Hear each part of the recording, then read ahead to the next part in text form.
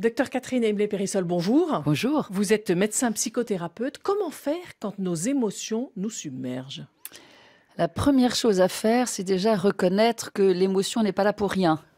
C'est-à-dire de s'accorder à soi-même d'être ému, touché, et donc d'être un être sensible, puisque nous sommes des êtres en résonance avec la situation.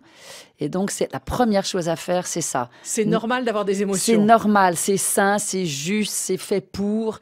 Et donc, plus nous essayons de résister, plus ça s'amplifie. Donc, vraiment, le premier geste, c'est s'accorder à être ému comme nous sommes.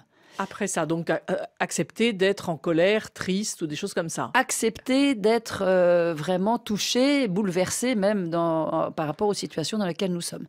Ça, c'est vraiment le point le plus essentiel. Et après, on fait quoi? Et juste derrière, c'est entendre que cette émotion est là pour quelque chose, qu'elle a du sens, qu'elle a une fonction, et elle vient nous alerter à la fois sur la situation et sur le désir que nous avons d'entrer en rapport avec cette situation d'une certaine manière, avec une certaine tonalité. Et donc, c'est là où on va entendre les notions de besoin, les notions de désir. Et c'est ce décodage que nous pouvons faire. Mais nous ne pouvons le faire qu'à partir du moment où nous avons accepté d'être cet être-là qui est touché et sensible. Et ce décodage, finalement, sert à quoi, au bout du compte? Eh bien, il sert à se mettre en accord avec soi-même. Il sert à acquérir une sorte de justesse, d'alignement, de vérité, d'authenticité, de soi à soi dans la situation dans laquelle nous sommes.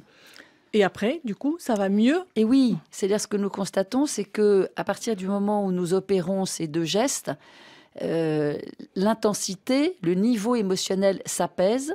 Et donc, une fois que c'est apaisé, nous pouvons nous ouvrir à la situation, l'entendre, y participer, écouter l'autre, exprimer quelque chose de sa propre sensibilité et du coup devenir beaucoup plus humain et beaucoup plus authentique. Et du coup, ne pas être submergé par ses émotions. Et nous ne serons D'où plus... ma question de départ. C'est ça, nous ne serons plus submergés par nos émotions, nous serons juste des êtres humains.